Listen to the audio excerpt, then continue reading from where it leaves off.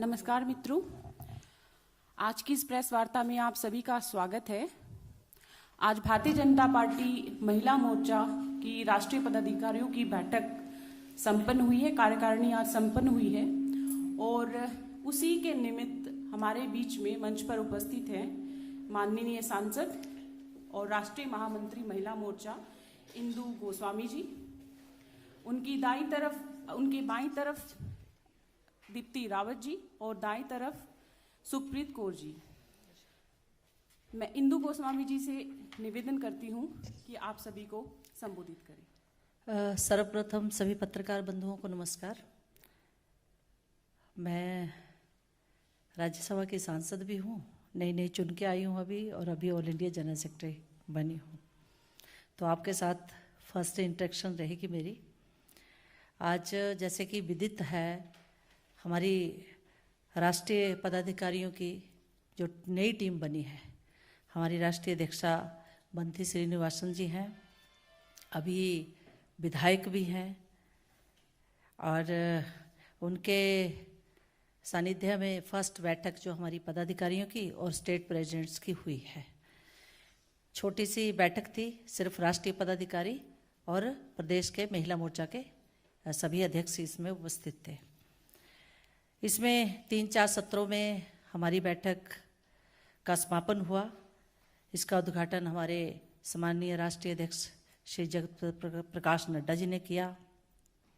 उन्होंने महिला मोर्चा को उनकी आने वाले समय में क्या भूमिका रहेगी, महिला मोर्चा के रूप में, भारतीय जनता पार्टी के कार्यकर्ता के रूप में किस तरह से आगे के हमारे आने वाले प्रोग्राम होंगे, और किस तरह हम केंद्र सरकार की नीतियों को, जहाँ जहाँ प्रदेशों में हमारी सरकारें हैं, उनके जो कार्यक्रम हैं, नीतियाँ हैं, निर्णय हैं, और साथ में हमारे देश के प्रधानमंत्री द्वारा महिलाओं से संबंधित जो विशेष रूप से योजनाएं चलाई हैं, उनको किस तरीके से हमने आगे ग्रास रूट पे लेके जाना है, और किस तरीके से हमने भारतीय जनता पार्टी की मुख्य धारा में देश की अधिक से अधिक महिलाओं को अपनी विचारधारा के साथ जोड़ना है, उस पर राष्ट्रीय अध्यक्ष जी का मार्गदर्शन हम लोगों को मिला। दूसरा सत्र हमारा जो था राजनीतिक प्रस्ताव का सत्र था, और राजनीतिक प्रस्ताव में हमारी बहनों ने आपके पास उसका राजनीतिक प्रस्ताव की कॉपी शायद दे दी, मेल कर देंगे आपको। तो राजनीतिक प्रस्ताव था।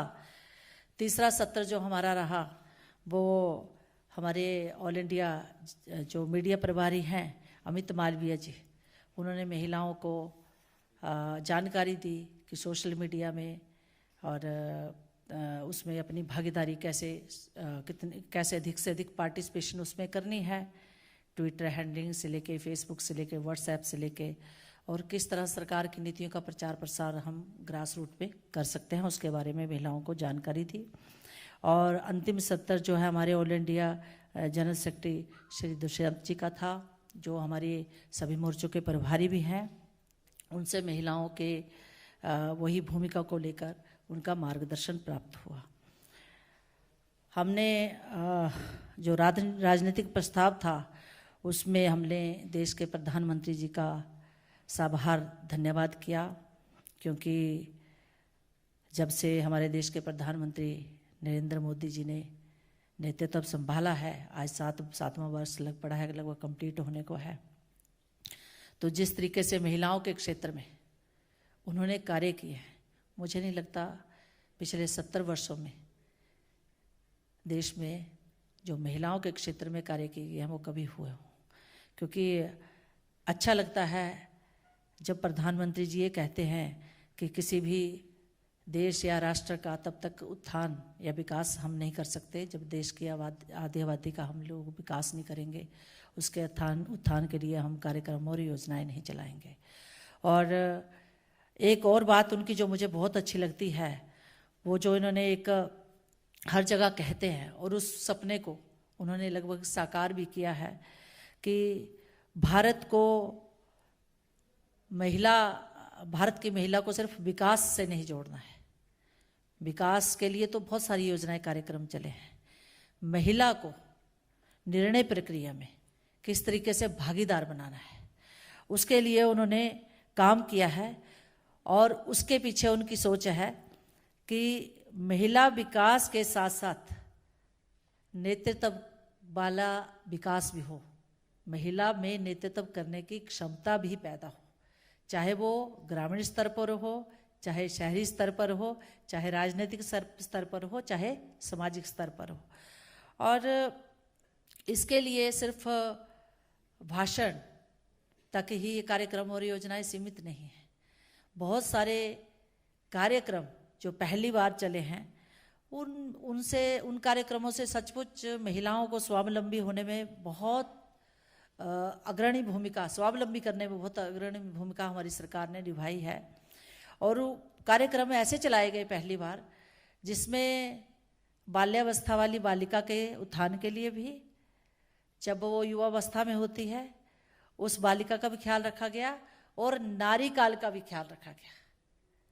सुकन्या समृद्धि योजना का हम अगर जिक्र यहाँ करें तो युवावस्था को ख्याल रखते हुए ये सुकन्या समृद्धि चलाई गई, ताकि जो लड़कियाँ जिनको खोख में जन्म लेते ही मार दिया जाता था, और मुझे लगता है ये जो सुकन्या समृद्धि योजना है, क्योंकि मैंने विधानसभा के इलेक्शन भी लड़ा है तो मैं ग्रास रूट में महिलाओं के साथ काम करती हूँ, ग्रामीण क्षेत्र से आती हूँ, तो मुझे मालूम है कि पहले समाज की सोच एक लड़की के पैदा होने पर कैसी थी, और अब जो ये बेटी बचाओ बेटी पढ़ाओ अभियान जो चलाया, जिसके साथ सुकन्या समृद्धि योजना को जोड़ा गया, उसने सचमुच ये सिर्फ मात्र अभियान बनकर नहीं रहा है, अब इसने समाज की जो महिलाओं के प्रति सोच थी उसको बदलने में बहुत महत्वपूर्ण भूमिका निभाई है।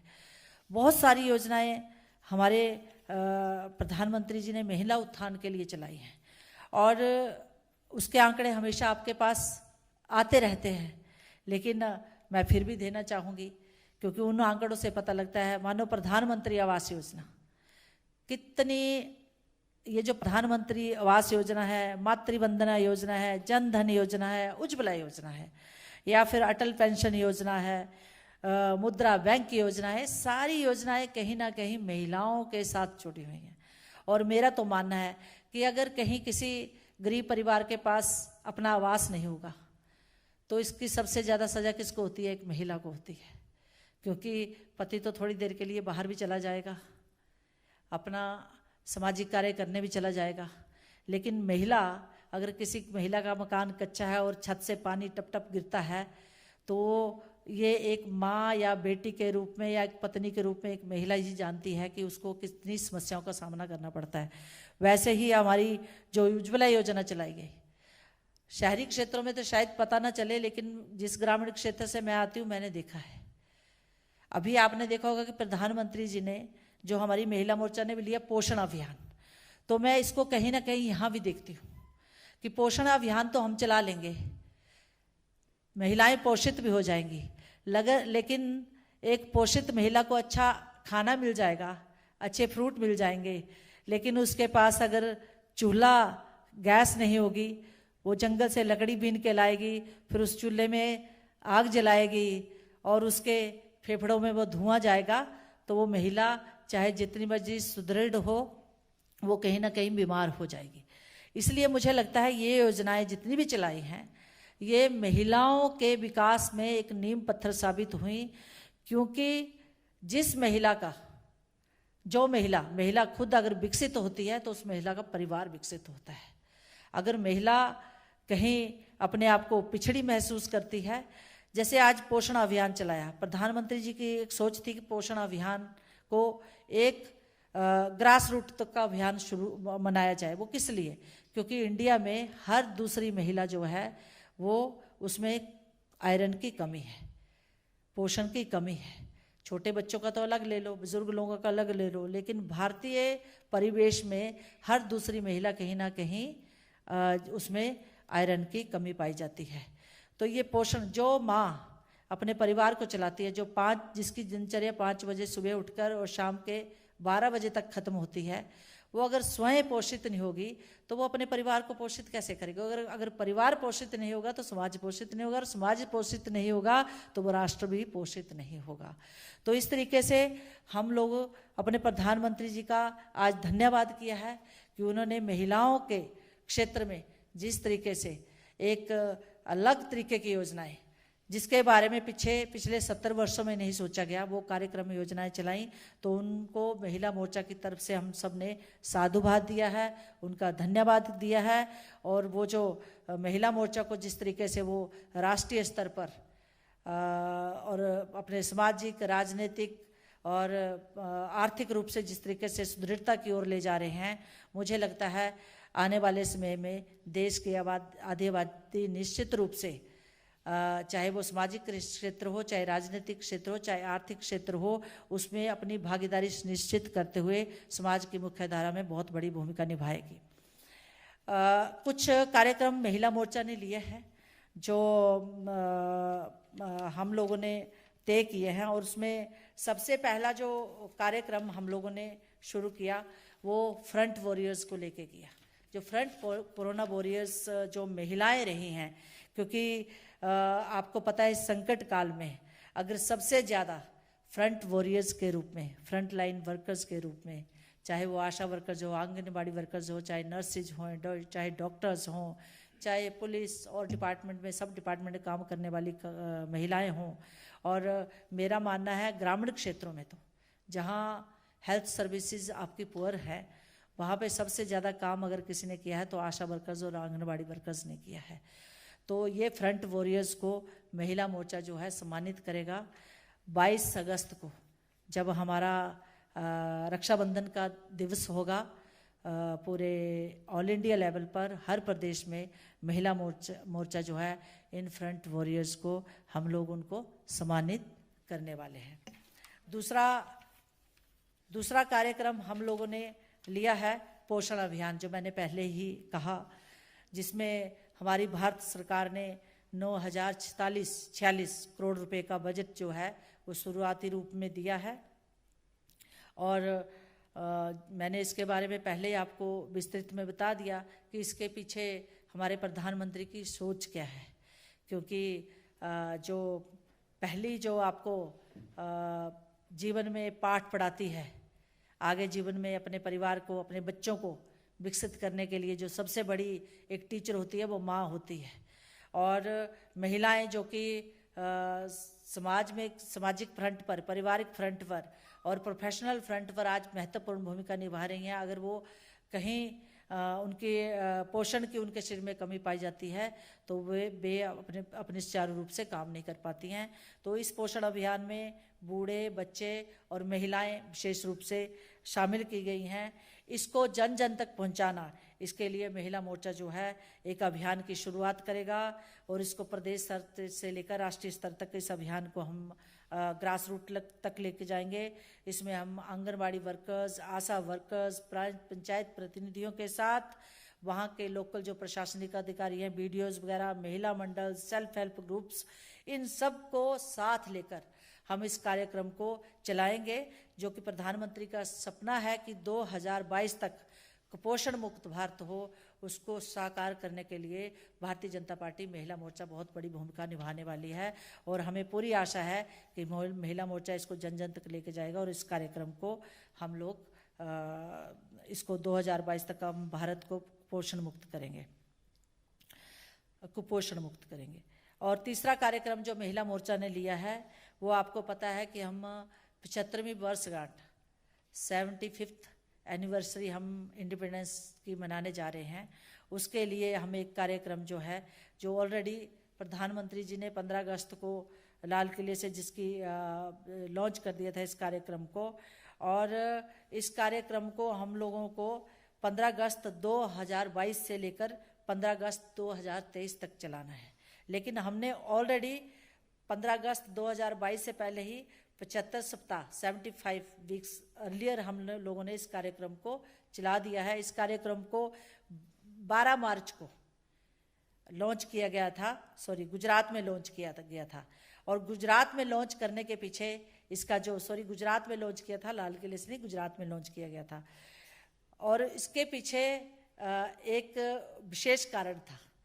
विशेष कारण था, आपको पता है कि 12 मार्च 1930 को राष्ट्रपति महात्मा गांधी जी ने सत्याग्रह आंदोलन की शुरुआत की थी और 2020 में 91 ईयर्स पूरा होने पर प्रधानमंत्री जी ने साबरमती आश्रम से अमृत महोत्सव की शुरुआत की और अहमदाबाद से लेकर आपका साबरमती आश्रम तक आपको पता है पदयात्रा का संचालन किया गया। बहुत सारे लोगों ने, बहुत सारे बुद्धिजीवियों ने, समाज के में अग्रणी भूमिका निभाने वाले लोगों ने इसमें भाग लिया था। इसके पीछे एक सोच है प्रधानमंत्री जी की, उसके बारे में भी हम लोगों को जानना चाहिए।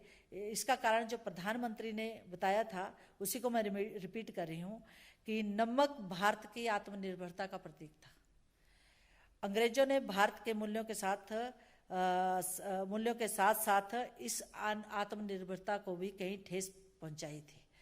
तो ये जो अमृत महोत्सव हम 12 मार्च से शुरू किया गया, इसके पीछे एक सोच है कि हमारा भारतवर्ष जो फिर आत्मनिर्भर बने, हम लोगों में नेशनल अपने राष्ट्र के प्रति जो है वो प्यार की भावना जाके, हम पैट्रियोटिक हों और साथ ही साथ आत्मनिर्भर भारत का जो हमारा सपना है उसको साकार करने की दिशा में हम लोग बढ़ें। इसलिए ये महोत्सव जो है 15 अगस्त 2020 से लेकर 15 अगस्त 2023 तक चलेगा। इस महोत्सव को महिला मोर्चा भी इसमें बढ़ चढ़कर भाग लेने वाला है। प्रधानमंत्री जी का जो आत्मनिर्भर भारत का सपना है उसको साकार करने में महिला मोर्चा भी अपनी बहुत सारी महत्वपूर्ण भूमिका इसमें निभाएगा। इसमें हम लोगों ने तय किया है कि वृत्त चित्रों द्वारा और अपने देशभक्ति के गीत, डिबेट, डेक्लामेशन, इस तरीके के कार्यक्रम महिला मोर्चा करे और फ्रीडम फाइटर्स जहाँ कहीं हैं या उनसे संबंधित जो परिवार हैं उनको हम लोग सम्मानित करें इस कार्यक्रम में। और साथ ही साथ स्कूलों में भी हम लोग आने वाले समय में इन कार्यक्रमों को लेके जाएंगे, डिबेट, डेक्लामेशन, और स्कूल में बच्चों को हमारे जिन फ्रीडम फाइटर्स ने हमारे देश के लिए कुर्बानियाँ दी या देश के लिए जो अपना संघर्ष किया आज़ादी दिलाने में, ताकि बच्चे भी उनके बारे में जाने, समाज उनके बारे में जाने। तो इस तरीके का कार्यक्रम महिला मोर्चा लेने वाला है और उसको हर प्रदेश में, देश में तो करेंगे, हर प्रदेश में भी हम कोई ना कोई कार्यक्रम ले जाके। स्कूलों में थोड़ी प्रॉब्लम है, लेकिन जैसे ही जहाँ जहाँ कोरोना काल में थोड़ा माहौल ठीक होता जाएगा उसको हम लोग करेंगे।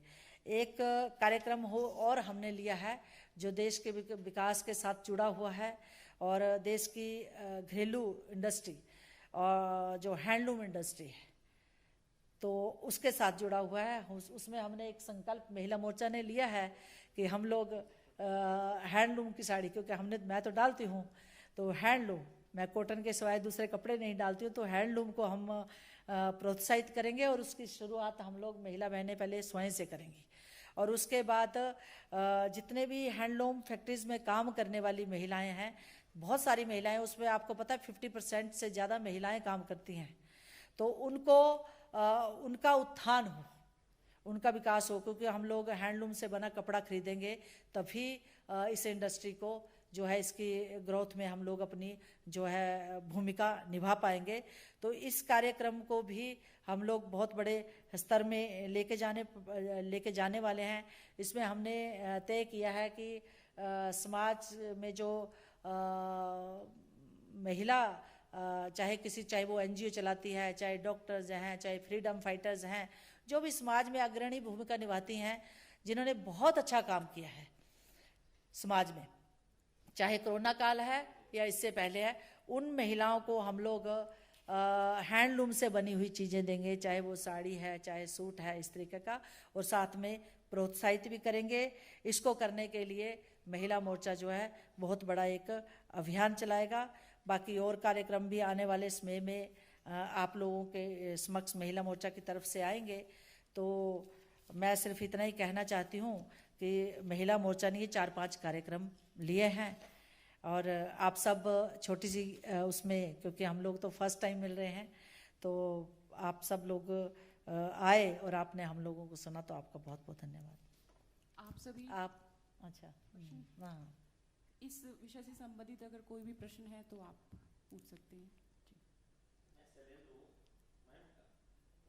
जब भी इस तरह की बैठक होती है अलग अलग मोर्चों की, ऐसे समय होती है जब चुनाव कई राज्यों में हो, तो महिला पदाधिकारियों की भूमिका क्या हो, इस तरह से पार्टी की महिला कार्यकर्ताओं को एक एक्टिव रोल निभाना, इस पर भी क्या चर्चा हुई है? क्योंकि मोर्चा की बैठक है और चुनाव 5 राज्यों में है। जी, आपका प्रश्न ले लिया मैंने शैलेंद्र जी, थैंक यू।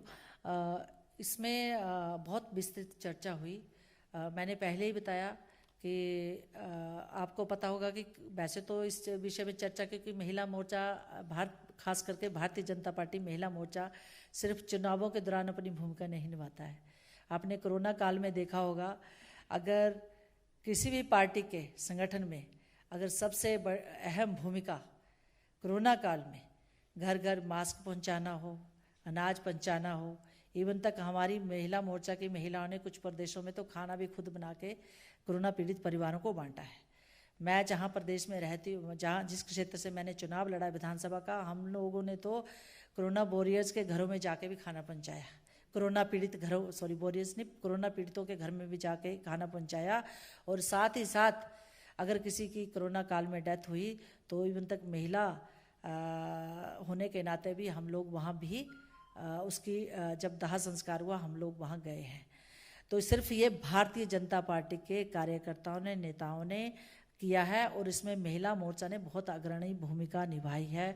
जब देश में मास्क की बहुत ज़्यादा कमी थी, जब एकदम भयावह स्थिति त्रासदी ये आ गई थी, तो मुझे लगता है एक महिला मोर्चा भारतीय जनता पार्टी का था जिसने आगे बढ़कर प्रदेश और देश में मास्क बांटे। सबसे पहले घरों में कपड़े से मास्क बनाए, क्योंकि तब आपके पास सर्जिकल मास्क या मेडिकेटेड मास्क नहीं थे। तो मुझे लगता है कि समाज को बचाने में महिला मोर्चा ने बहुत महत्वपूर्ण, महिला मोर्चा सिर्फ हमारा भारतीय जनता पार्टी का महिला मोर्चा सिर्फ चुनावों में अपनी भूमिका नहीं निभाता है। हम लोग जो हैं हमेशा अपनी भूमिका निभाने में तत्पर रहते हैं। जब भी परिवार, समाज को हमारी ज़रूरत पड़ी है, भारतीय जनता पार्टी महिला मोर्चा ने बहुत अग्रणी भूमिका निभाई है। और शैलेंद्र जी, आने वाले टाइम में भी महिला मोर्चा बहुत महत्वपूर्ण भूमिका निभाएगा। मुझे खुशी है कि इस बार जो हमारी नेशनल स्तर पर टीम बनी है, बहुत एक्टिव और इफेक्टिव टीम बनी है।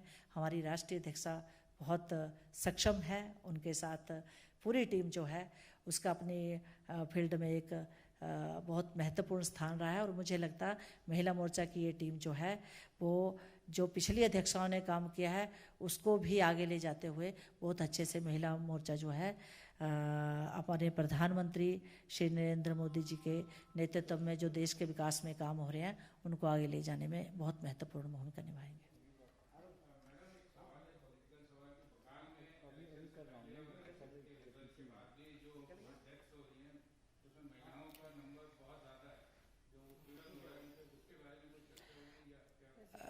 जी, चर्चा हुई, रेजोल्यूशन आपके पास आ जाएगा और समस्त महिला मोर्चा की पूरी टीम ने इसकी भर्त्सना की है। और समय आने पर हम लोगों ने इससे संबंधित जो है महिला मोर्चा कुछ आंदोलन करने के हम लोग मूड में हैं। उसके लिए हम रूपरेखा भी बैठ के बनाने वाले हैं। और जिस तरीके से देखिए, ये ममता बनर्जी भी एक महिला है, उनका सौभाग्य है, खुद तो वो जीती नहीं है, लेकिन उनका सौभाग्य है कि उनकी सरकार वहाँ सत्ता में आ गई। लेकिन चाहे वो किसी भी पार्टी का कार्यकर्ता हो, आप यहाँ बैठे हैं, किसी भी पार्टी के हो सकते हैं, आपका मौलिक अधिकार है किसी को भी मत देना। लेकिन ये मौलिक अधिकारों का अगर किसी ने भारतीय जनता पार्टी को वोट दिया, किसी ने कांग्रेस को दिया, किसी ने ममता बनर्जी की सरकार को दिया, तो इसका मतलब ये नहीं है कि जिसने दूसरी पार्टी को चुना, क्योंकि ये मौलिक अधिकार है हर व्यक्ति का। वहाँ ममता बनर्जी और उनकी सरकार जो है मौलिक अधिकारों का हनन कर रही है। इसलिए महिला मोर्चा इसकी भर्त्सना करता है और अगर ऐसा ही चलता रहा तो महिला मोर्चा आंदोलन करने पर बाध्य होगा, ये हमारा कहना है। नहीं, अभी नहीं किया हम लोग, जो क्योंकि जनरल हमारी मीटिंग थी, उसके बाद जब हम लोग बैठेंगे पदाधिकारी अलग से, तब हम तय करेंगे इस विषय में आगे क्या करना है।